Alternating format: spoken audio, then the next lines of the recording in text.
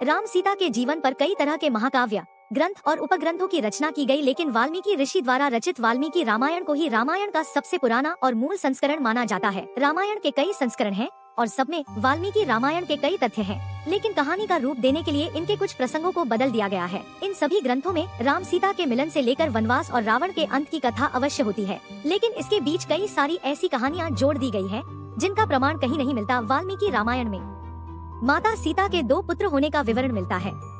वाल्मीकि रामायण के एक रोचक प्रसंग के अनुसार माता सीता के गर्भ से लव का जन्म वाल्मीकि आश्रम में हुआ।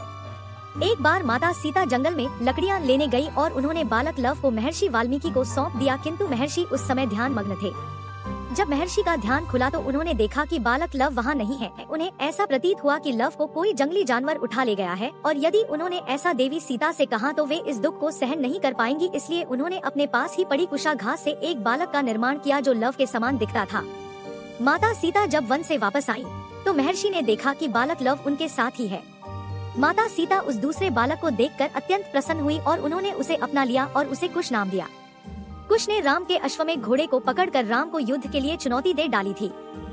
अयोध्या के सभी वीरों को छोटे से बालक ने हराकर यह सिद्ध कर दिया था, शक्ति का गुरूर खतरनाक होता है। लव कुश ने अपनी माँ सीता को न्याय दिलाने के लिए अयोध्या राजा से भरी सभा में संवाद किया और माँ सीता को सत्य साबित किया।